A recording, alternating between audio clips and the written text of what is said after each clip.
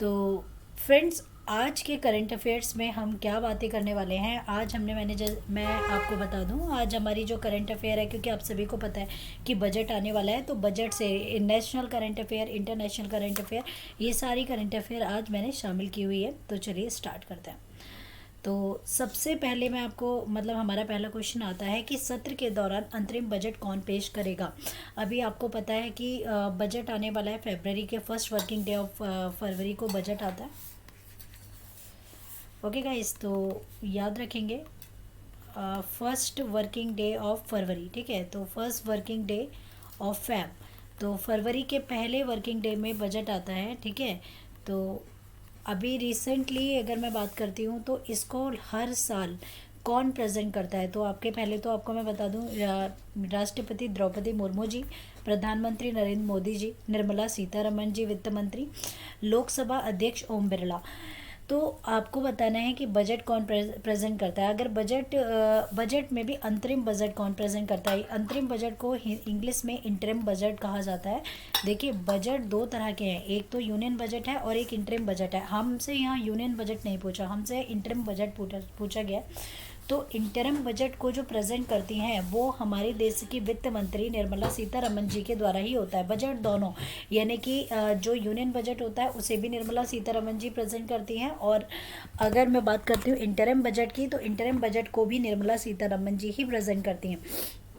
तो दोस्तों, मैं आपको बता दूं, बजट को हर एवरी ईयर प्रेजेंट किया जाता है first working day of February, यानी कि पहला वर्किंग डे ऑफ फरवरी के दिन हम बजट को प्रेजेंट करते हैं।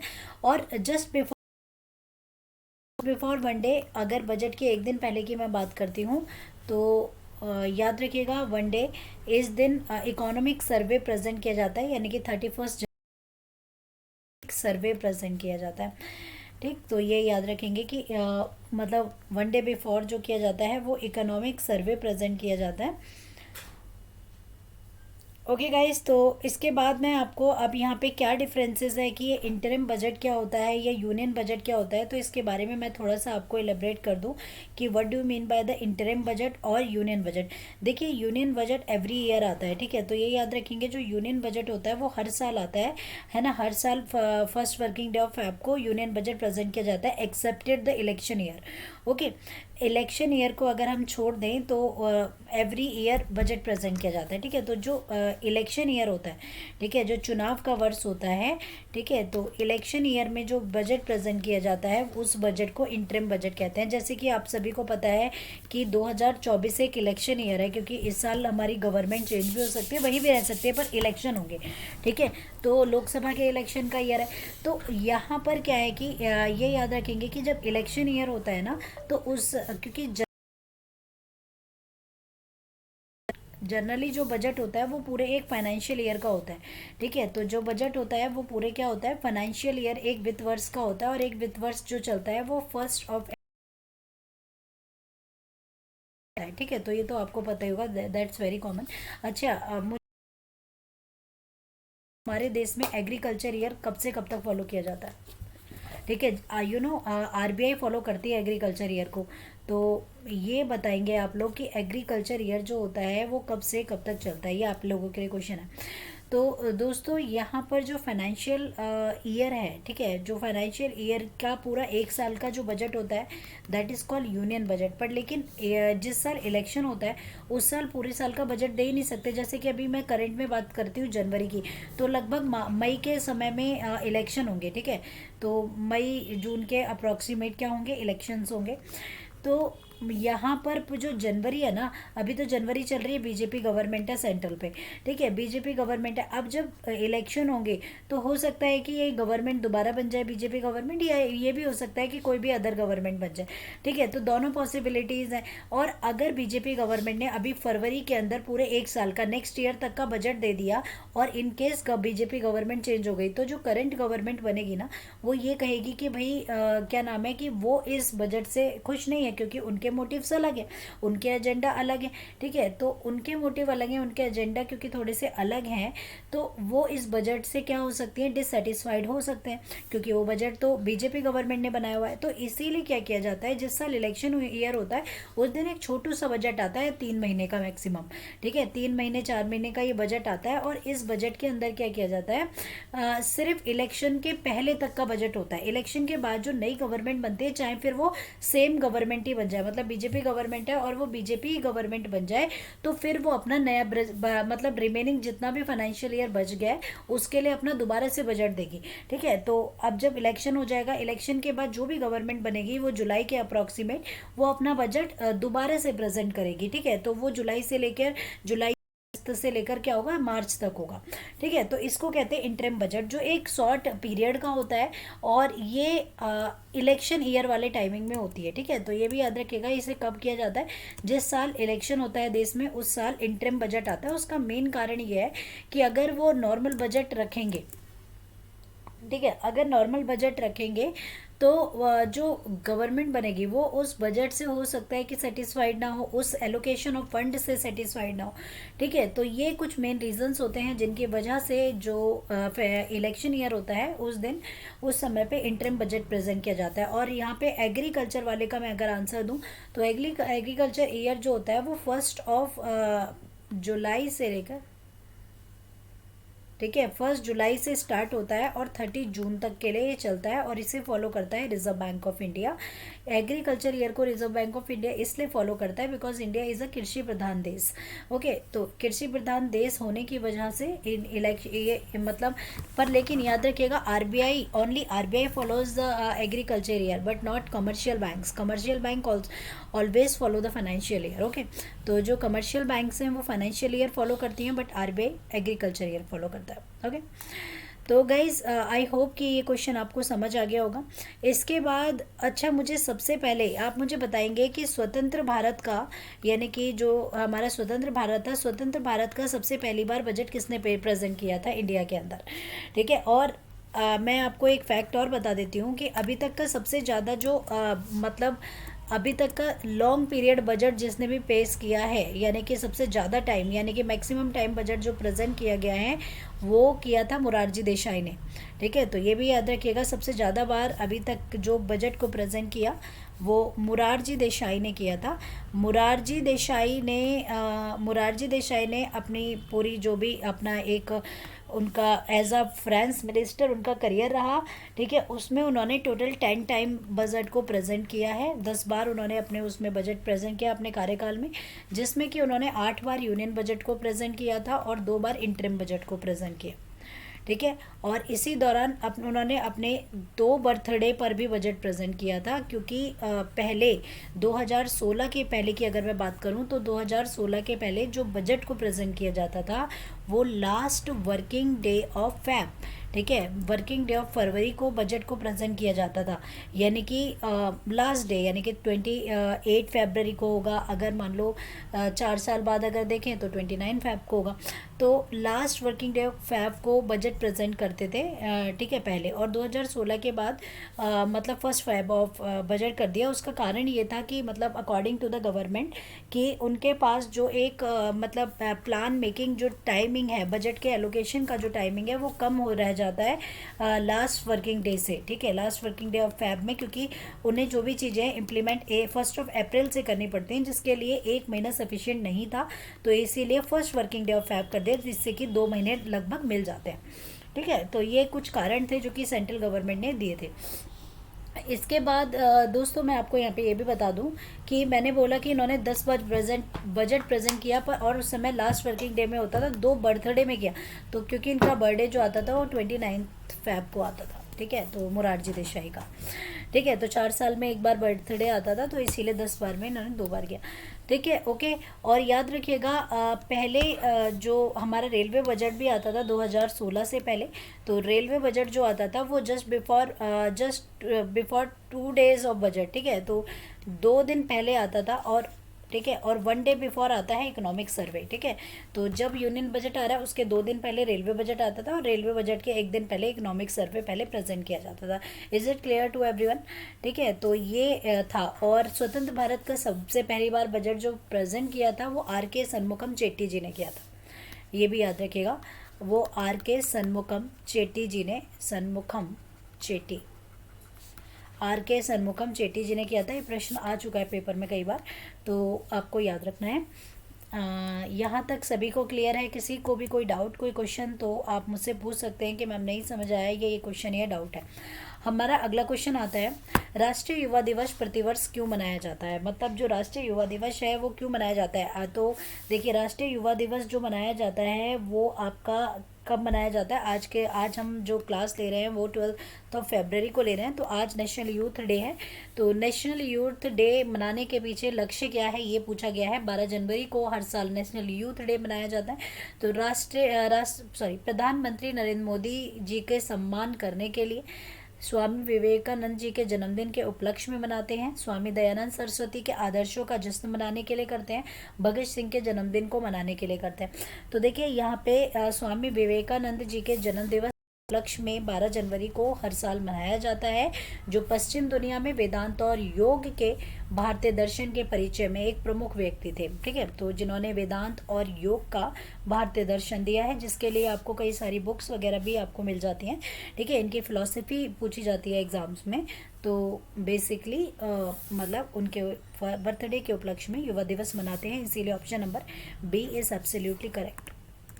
अगला क्वेश्चन आता है, स्वच्छता सर्वेक्षण रिसेंटली अभी क्या हुआ है, क्लीन इंडिया मूवमेंट के तहत ही आपका क्लीन सर्वे 2023 अभी डन हुआ है, में 1 लाख से अधिक आबादी की कैटेगरी में सबसे स्वच्छ यानी कि सबसे क्लीन शहर का जो पुरस्कार दिया गया है वो किसे मिला है? इंदौर और सूरत को मिला है, सूरत और पटना को मिला है, इंदौर और भोपाल को मिला है, भोपाल और सूरत को मिला है।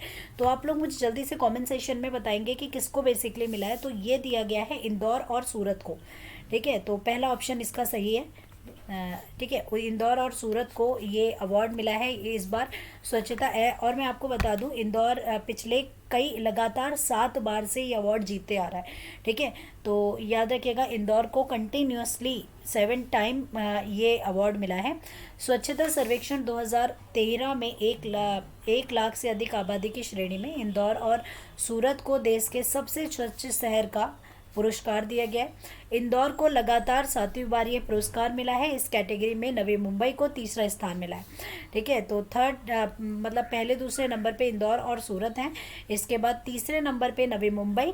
राष्ट्रपति द्रौपदी मुर्मू जी ने नई दिल्ली के भारत मंडपम में स्वच्छ सर्वेक्षण जो पुरस्कार प्रदान किए थे। अभी इसके साथ ही साथ आपको अर्जुन अवार्ड भी दिए गए थे, जिसके बारे में मैं अभी आपसे बात करूंगी।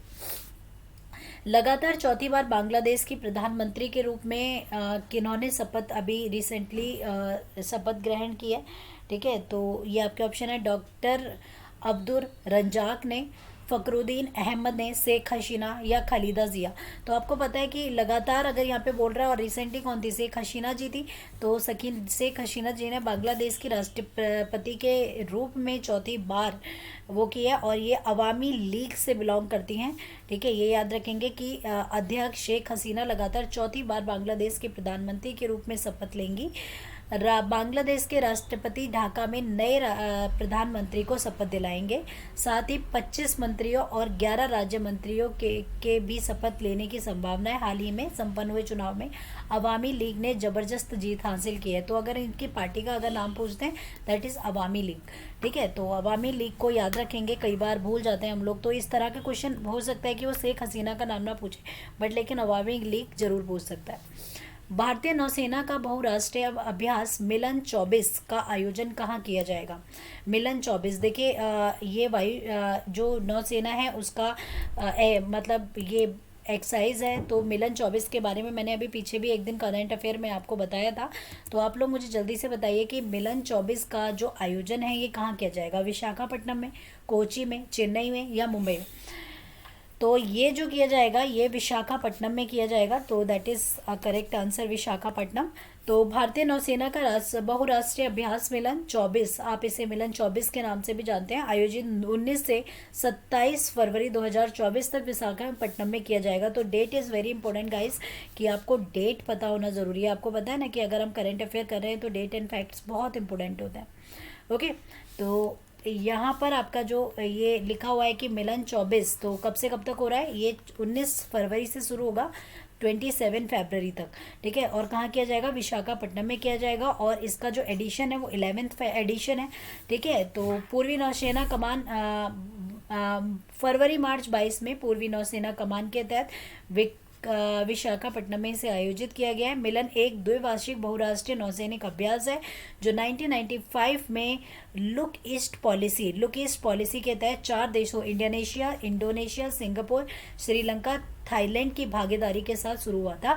तो आपसे ये भी क्वेश्चन पूछ सकता है कि कौन कौन से देश इसके अंदर बेसिकली शामिल होते हैं। तो ये हैं इंडोनेशिया, सिंगापुर, श्रीलंका और थाईलैंड, ठीक है। तो ये आपको याद रखना है, ये काफ़ी इंपॉर्टेंट है।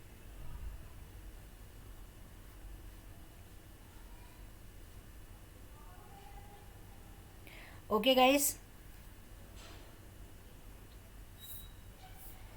तो अगर किसी को भी अभी कोई भी चीज़ नहीं समझ आई है तो मुझसे पूछ सकते हैं, या डाउट जो भी है आप पूरा कर सकते हैं, ठीक है। और गाइस इसके बाद ही हमें कुछ और एक्सरसाइजेस के नाम भी जैसे कि पता होने चाहिए, इंपॉर्टेंट होते हैं कि उन एक्सरसाइज के नाम भी आपको पता होने चाहिए। जैसे कि आपको पता होना चाहिए युद्ध अभ्यास जो है ये कहाँ किसके साथ होता है, ठीक है। तो ये जो युद्ध अभ्यास है ये इंडिया और यूएस के बीच में होता है, ठीक है। तो ये याद रखेंगे, युद्ध अभ्यास किस किस के बीच में होता है, तो ये बेसिकली इंडिया और यूएस के बीच में करी जाती है ये एक्सरसाइज, ठीक। तो कुछ बहुत इंपॉर्टेंट है जैसे कि अल नगा 3, ठीक है, ये पेपर में पूछ ली गई थी।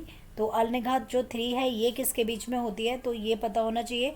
तो ये ओमान के साथ में, इंडिया पार्टिसिपेट करता है इसे ओमान के साथ में, ठीक है।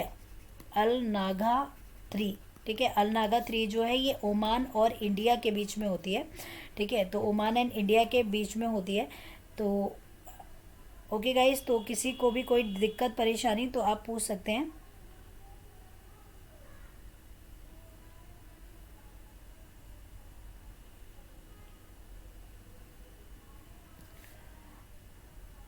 चलिए, इसके बाद एक एक्सरसाइज है जो कि काफ़ी इम्पोर्टेंट है,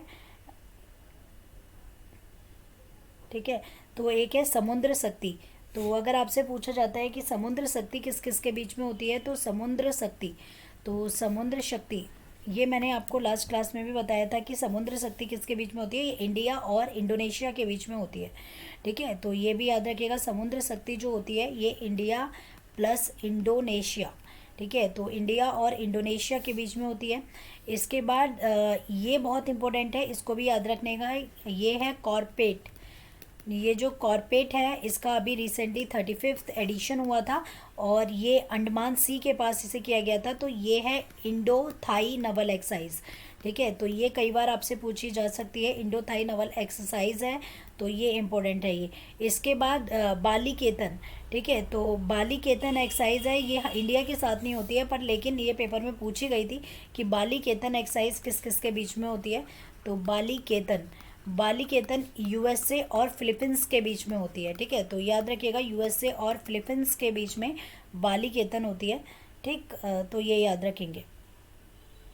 इसके बाद धर्म गार्जियन, ठीक है। तो धर्म गार्जियन किसके बीच में होती है, तो ये जो धर्म गार्डियन ये होती है इंडिया और जापान के बीच में, ठीक है। तो ये भी याद रखेंगे, ये किसके बीच में होती है, इंडिया एंड जापान के बीच में ये एक्सरसाइज होती है, ठीक है। तो और एक एक्सरसाइज होती है बोल्ड कुरुक्षेत्र, ठीक है। बोल्ड कुरुक्षेत्र जो होती है, बोल्ड कुरुक्षेत्र नाम से होती है, सिंगापुर और इंडिया के बीच में होती है, ठीक है। एक होती है इंद्र जो एक्सरसाइज है वो इंडिया और रशिया के बीच में होती है, ठीक है। तो ये भी याद रखेंगे, इंद्र जो होती है इंडिया प्लस रशिया के बीच में ये एक्सरसाइज होती है इंद्र। खंजर, खंजर अभी रिसेंटली जो हुआ था ये खंजर 5 हुआ था, तो ये भी पता होना चाहिए। जो खंजर है ये किर्गिस्तान के बीच में होती है इंडिया के साथ। अभी रिसेंटली खंजर 5 हुआ था, तो इसकी जो है वो किर्गिस्तान, ठीक है, तो किर्गिस्तान के बीच में ये खंजर 5 प्लस इंडिया। ओके, इस तरीके से याद रखेंगे। इसके बाद मैत्री जो होती है वो थाईलैंड के साथ होती है इंडिया की, ठीक है, इसका नाम है मैत्री। मैत्री होती है इंडिया और थाईलैंड के बीच में, इंडिया प्लस थाईलैंड। तो इंडिया और थाईलैंड के बीच में जो ये एक्सरसाइज होती है that is Maitree. Okay guys.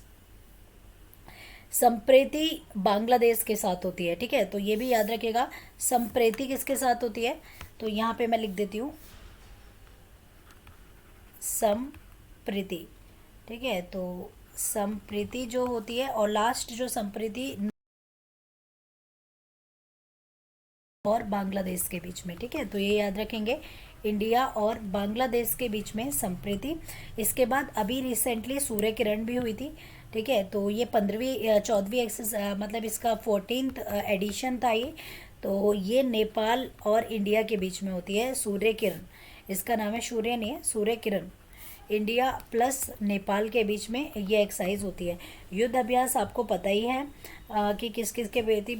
इसके बाद एक होती है नोमैडिक एलिफेंट, तो नोमैडिक एलिफेंट इंडिया और मंगोलिया के बीच में होती है, ठीक है, तो नोमैडिक एलिफेंट अगर आपसे पूछता है कि ये नोमैडिक एलिफेंट किस किस के बीच में होती है, तो नोमैडिक एलिफेंट जो है India, nomadic elephant, nomadic elephant जो है ये इंडिया और मंगोलिया के बीच में होती है, इंडिया प्लस मंगोलिया।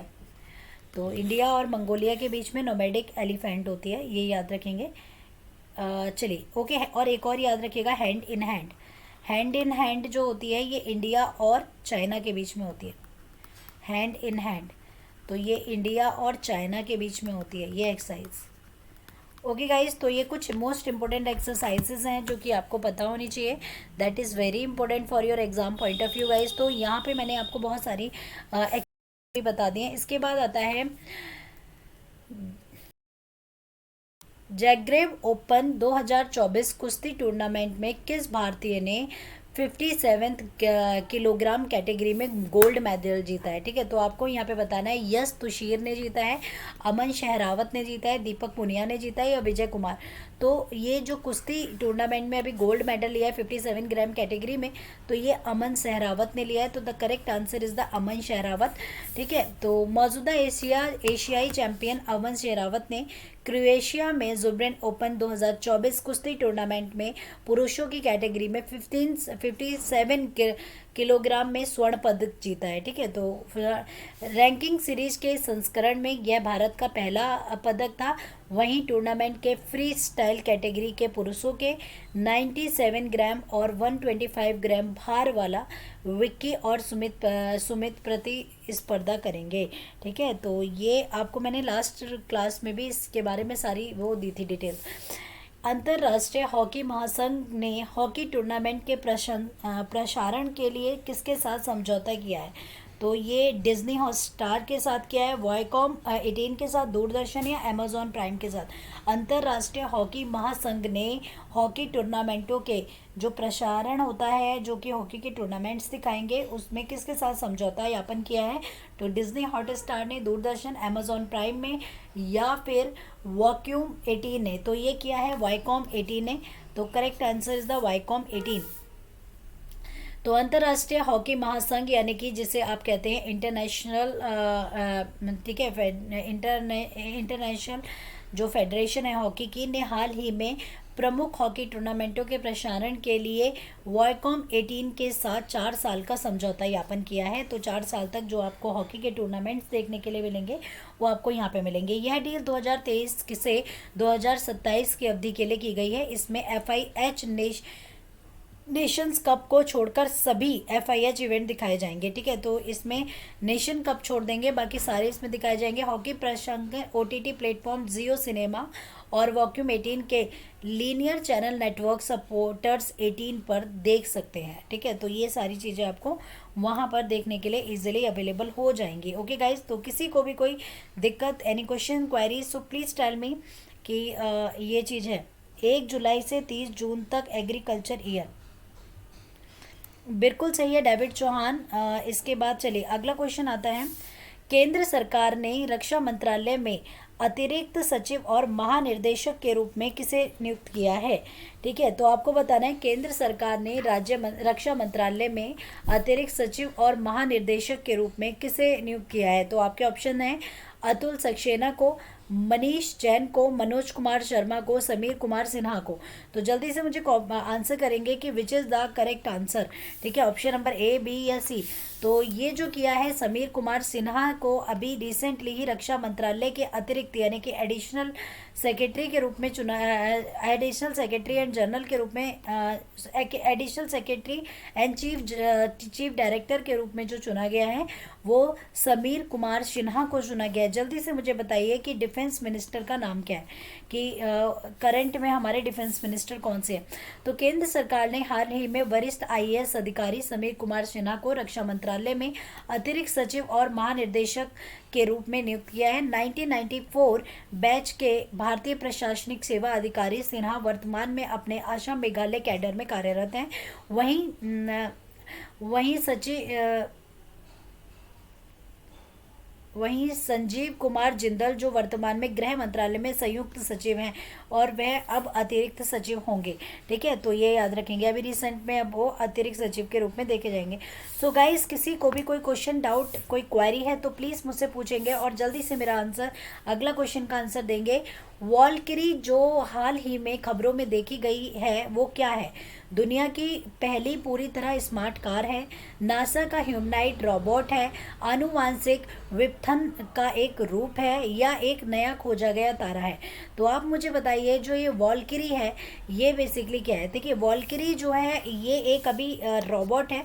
ठीक है, तो करेक्ट में नासा का एक ह्यूमनॉइड रोबोट है जो कि जो भी नेचुरल डिजास्टर होते हैं तो उसमें इसका यूज़ किया जाएगा। ठीक है, जो भी नेचुरल डिजास्टर्स होते हैं, ठीक है, तो उनके लिए यूज़ किया जाएगा, प्राकृतिक आपदाओं के लिए। तो यहाँ लिखा भी गया है वॉल्किरी नासा का ह्यूमनॉइड रोबोट है जो नासा के जॉनसन स्पेस सेंटर द्वारा विकसित 6 फुट 2 इंच इस ह्यूमनॉइड स्पेस रोबोट को प्राकृतिक आपदाओं से प्रभावित क्षतिग्रस्त वातावरण में संचालित करने के लिए यूज़ किया जाएगा।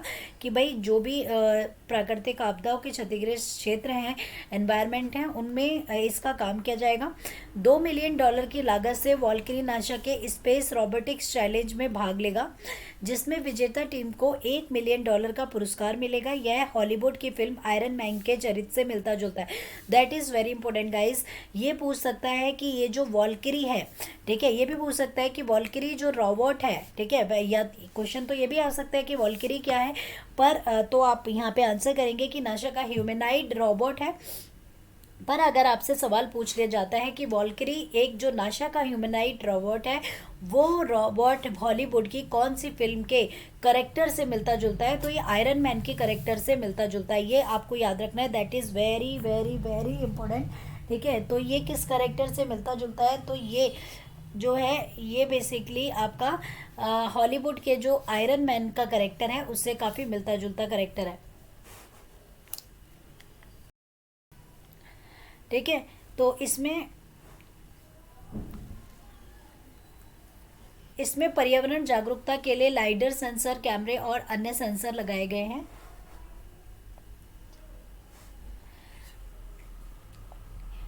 इसमें कुल 38 सेंसर प्रयोग किए गए हैं और यह रोबोट डिग्री ऑफ फ्रीडम 44 है, 2 इंटेल कोर 7 कंप्यूटरों द्वारा संचालित होगा। वॉल्किरीस रोबोटों में 1 घंटे की बैटरी लाइफ है और ये मूल रूप से आपदा राहत के लिए डिज़ाइन किया गया। हालांकि इसे मंगल ग्रह पे देखभाल करता रोबोट के रूप में संभावित उपयोग के लिए भी पुनः कॉन्फ़िगर किया जाएगा। ठीक है, तो ये याद रखेंगे। ओके गाइस, किसी को भी अभी कोई भी क्वेश्चन है, कोई भी डाउट है, कोई भी पूछना चाहता है कुछ भी, तो आप मुझसे पूछ सकते हैं। तो ओके गाइस, तो जल्दी से आगे बढ़ेंगे और अगले क्वेश्चन की तरफ हम मूव करेंगे। ओके, तो हमारा अगला क्वेश्चन आता है, यह बाघ अभ्यारण्य भारत नेपाल सीमा पर गंडक नदी के तट पर स्थित है। यहाँ पे मैं एक वाइल्ड लाइफ सेंचुरी की आपसे बात कर रही हूँ। ठीक है, जो ये वाइल्ड लाइफ सेंचुरी है ये भारत नेपाल के सीमा पर गंडक नदी के तट पर स्थित है। यह देश के गंगा के मैदानी जैव भौगोलिक क्षेत्रों पर स्थित है। ठीक है।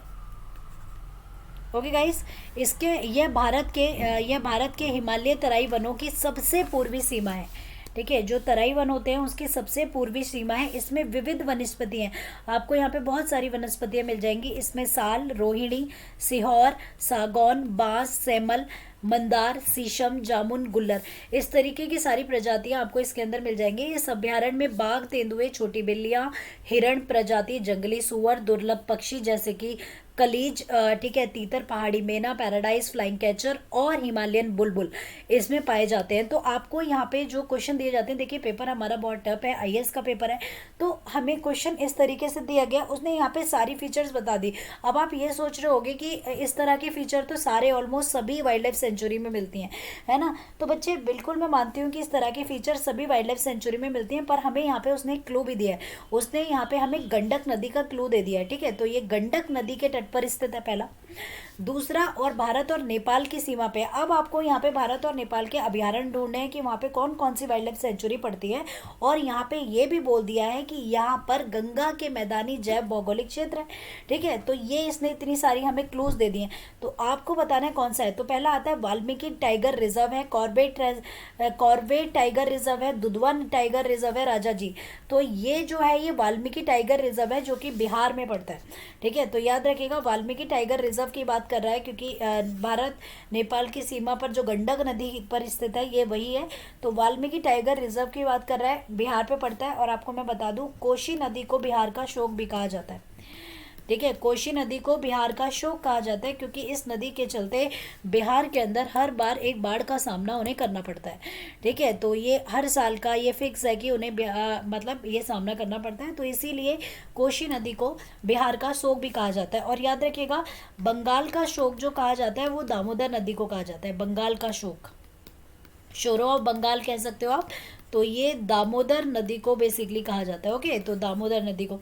तो कॉर्बेट टाइगर जो पार्क है ये कहाँ पे पड़ता है? कॉर्बेट टाइगर पार्क उत्तराखंड में पड़ता है। दुधवा नेशनल पार्क जो पड़ता है ये उत्तर प्रदेश में पड़ता है। राजाजी टाइगर रिजर्व उत्तर प्रदेश में पड़ता है, उत्तराखंड में पड़ता है Rajaji national park.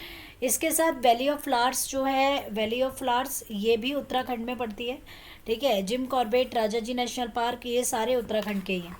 Dudhwa national park के साथ एक आता है चंद्रप्रभा वाइल्ड लाइफ सेंचुरी।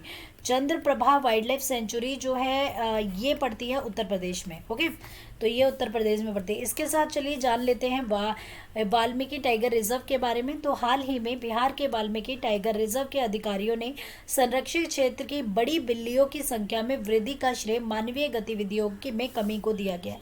इन्होंने कहा है कि जो मानवीय गतिविधियां हैं, जो ह्यूमन एक्टिविटीज़ होती हैं, देखिए जितने भी वाइल्ड लाइफ सेंचुरी होते हैं वहाँ पे इंसानों का जाना थोड़ा खतरनाक तो साबित होता ही है, पर इंसानों की वजह से जानवरों को भी बहुत खतरा होता है। तो ऐसा नहीं है कि यहाँ पे पता इंसान से बड़ा कोई भी भयानक प्राणी नहीं है इस पूरी अर्थ पे। तो इसीलिए उससे खतरा सिर्फ जानवरों को नहीं है, आई मीन इंसानों को नहीं है। वाइल्ड लाइफ सेंचुरीज में जाने जानवरों को भी खतरा होता है। तो इसीलिए कहा जाता है कि जो वाइल्ड लाइफ सेंचुरीज हैं वहाँ पे लोगों का आना जाना थोड़ा कम किया जाता है या फिर उन्हें रोका जाता है। उसका यही कारण है कि जो वहाँ की प्रजातियाँ हैं उन्हें एक सही अप्रोप्रिएट जगह मिल सके। इसमें पर्यावरण संवेदनशील क्षेत्रों में अवैध खनन पर प्रतिबंध भी शामिल है। वाल्मीकि टाइगर रिजर्व बिहार के पश्चिम चंपारण जिले में भारत नेपाल सीमा पर स्थित है। इसकी सीमा उत्तर में नेपाल के रॉयल चितवन और राष्ट्रीय उद्यान और पश्चिम में गंडक नदी से लगती है। ठीक है, तो ये आपको यहाँ पे ये सारी चीज़ें आपको याद रख लेनी है, क्योंकि देखिए अभी तो वहाँ से क्वेश्चन नहीं पूछा गया था, बाद में ये पैराग्राफ दे दे और पूछ ले कि कौन सा राष्ट्रीय अभ्यारण्य की बात कर रहे हैं।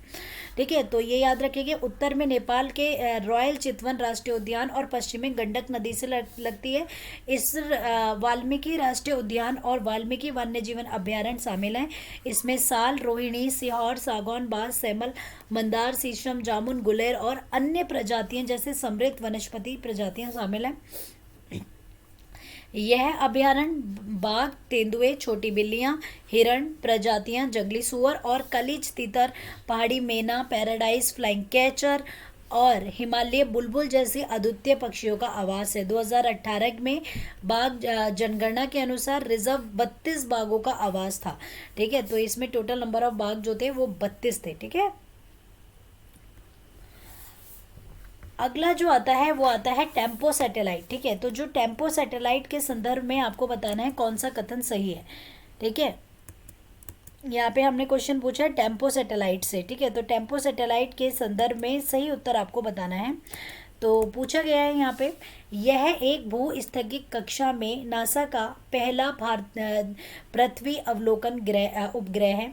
यह वैज्ञानिकों को अंतरिक्ष वायु प्रदूषकों को और उनके स्रोतों की पहले से अधिक विस्तार से निगरानी करने में सक्षम बनाएगा। टेम्पो का एक एक अंतरिक्ष आधारित पराबैंगनी दृश्यमान स्पेक्ट्रोमीटर है जो उत्तरी अमेरिका में वायु प्रदूषण की निगरानी करेगा। तो आपको बताना है इनमें से कितने कथन सही हैं। तो देखिए, ये आपको एक जो इमेज दिख रही है ना, ये टेम्पो सैटेलाइट की आप इमेज देख रहे हैं। तो इसके बारे में थोड़ा सा जान लेंगे कि यहाँ पर अगर मैं बात करती हूँ तो ये भू स्थिर कक्षा में नासा का पहला पृथ्वी अवलोकन उपग्रह है और 10 से 12 दैनिक अवलोकन प्रदान करने वाले पिछले ध्रुवीय परिक्रमा उपग्रहों में से अधिक विकसित है। टेम्पो एक अंतरिक्ष आधारित पराबैंगनी दृश्यमान स्पेक्ट्रोमीटर पर कार्य करता है। इसे पूरे उत्तरी अमेरिका में वायु प्रदूषण की निगरानी के लिए डिज़ाइन किया गया है। यह ओजोन, नाइट्रोजन डाइऑक्साइड और फ्लोराहाइड्रेट जैसे पर्यावरण में प्रदूषकों पर प्रति घंटा उच्च रिजोल्यूशन डेटा प्रदान करता है। तो गाइस, अगर मैं इसकी बात करती हूँ तो ये अंतरिक्ष आधारित पराबैंगनी दृश्यमान स्पेक्ट्रोमीटर है, एकदम सही है। यह उत्तरी अमेरिका में वायु प्रदूषण की निगरानी करेगा, ये भी सही है। यह स्थगित कक्षा में पहला पृथ्वी अवलोकन उपग्रह है, ये भी सही है। यह वैज्ञानिकों को अंतरिक्ष वायु प्रदूषकों और उनके स्रोतों की पहले से अधिक विस्तार में निगरानी करने में सक्षम बनाएगा। तो यह ऑप्शन भी एकदम सही है। अगला क्वेश्चन आता है, ग्रीन वॉशिंग के संबंध में निम्नलिखित में से कौन सा कथन सही है। ग्रीन वॉशिंग किसी कंपनी के उत्पाद पर्यावरण की दृष्टि से कितने अच्छे हैं, इसके बारे में गलत धारणा या भ्रामक जानकारी देने की प्रक्रिया है। ठीक है, तो जो ग्रीन वॉशिंग होती है, किसी कंपनी के उत्पाद पर्यावरण की दृष्टि से कितने अच्छे हैं, इसके बारे में गलत धारणा या गलत जानकारी देता है। ग्रीन वॉशिंग ग्राहकों की संतुष्टि और ब्रांड की निष्ठा को कम कर और संभावित रूप से पुनः खरीदी को प्रभावित कर सकती है। तो आपको बताना है। तो देखिए, जो ग्रीन इसमें जो है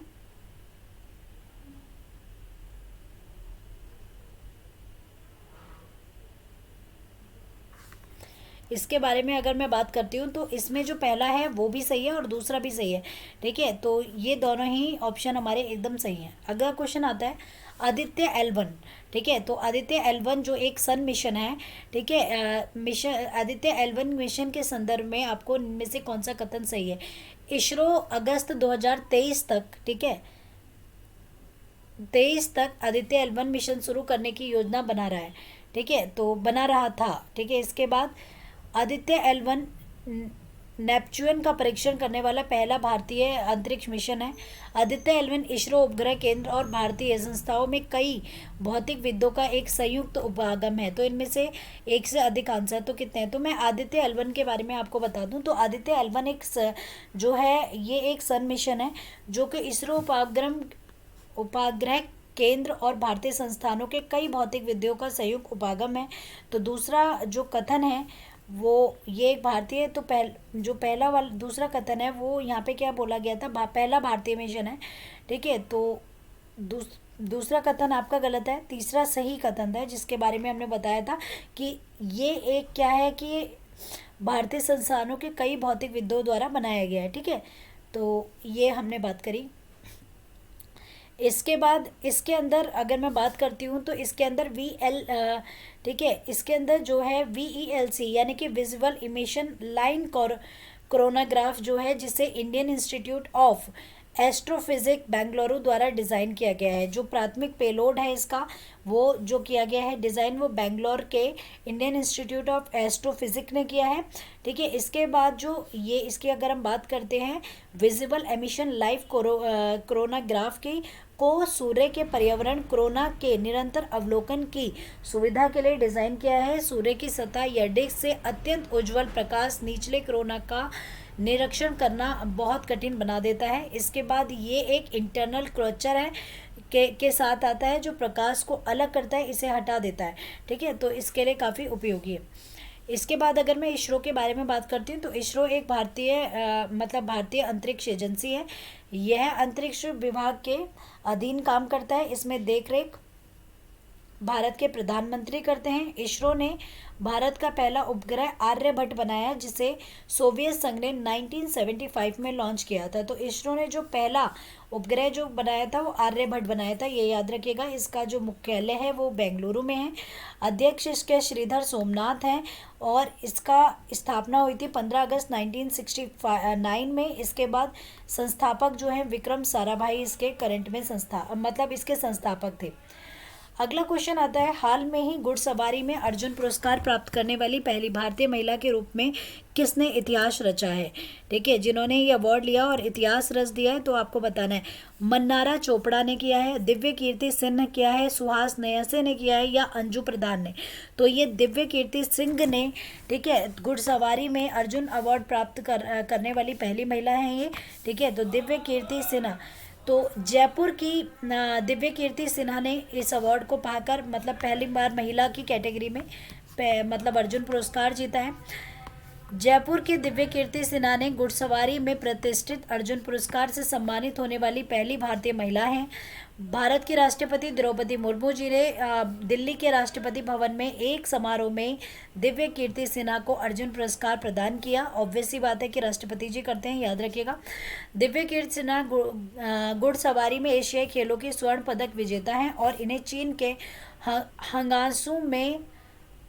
होंगजू में एशियाई खेलों में स्वर्ण पदक जीतने वाली भारतीय ड्रेसेस टीम, ठीक है, ड्रेसेस टीम में महत्वपूर्ण भूमिका निभाई है। इन्होंने रियाद सऊदी अरब में अंतर्राष्ट्रीय ड्रेसेस प्रतियोगिता में एक रजत और 2 कांस्य पदक की व्यक्तिगत सफलता भी हासिल की है। इसी के साथ साथ द पैलेस स्कूल जयपुर और अजमेर में कॉलेज गर्ल स्कूल की पूर्व छात्रा दिव्य कीर्ति जर्मनी में प्रसिद्ध हॉफ कैसलमैन ड्रेसेस याई में प्रशिक्षण ले रही हैं। ठीक है, तो इन्होंने ये जीता 2023 में 26 एथलीटों को अर्जुन 2023 मिला है। द्रौपदी मुर्मू जी ने अर्जुन पुरस्कार से सम्मानित किया है। मोहम्मद शमी यह पुरस्कार पाने वाले पहले भारतीय क्रिकेटर हैं। ठीक है, तो ये भी याद रखिएगा, मोहम्मद शमी, ठीक है, तो यह पुरस्कार पाने वाले एकमात्र क्रिकेटर हैं। ठीक है, तो पहले भी कह सकते हैं, एकमात्र भी कह सकते हैं। पहले नहीं, अभी इस बार जो मिले हैं इसमें एकमात्र क्रिकेटर हैं, पहले नहीं, सॉरी। एशियाई खेल 2023 के एथलीटों पर ध्यान केंद्रित करते हुए पुरस्कार 9 जनवरी 2024 को प्रदान किए गए। और याद रखिएगा, पुरस्कार पाने वालों में दुनिया की पहली बिना हाथ वाली महिला तीरंदाज शीतल देवी भी शामिल हैं। ठीक है, तो ये भी इसमें शामिल थी। 22 निशानेबाजी पदकों के साथ भारत की सफलता में योगदान देने वाली ऐश्वर्या प्रताप सिंह तोमर और ईशा सिंह को अर्जुन पुरस्कार मिला। सूची में तीरंदाजी, एथलेटिक्स, मुक्केबाजी, शतरंज, क्रिकेट, घुड़सवारी, golf, hockey, kabaddi, kho kho, lawn bounce, ठीक है, शूटिंग, ठीक है, स्क्वैश, टेबल टेनिस, कुश्ती, वुशु और पैरा स्पोर्ट्स जैसे विभिन्न विषयों के एथलीट शामिल हैं। ठीक है, जिनको अभी रिसेंटली पुरस्कार दिया गया है। So well, I hope guys इसके बारे में हम और भी बातें करेंगे, पर आज के लिए इतना ही। मिलेंगे आपके साथ नेक्स्ट वीडियो में। जब तक के लिए टेक केयर, अपना ध्यान रखिएगा। With lots of love and care guys.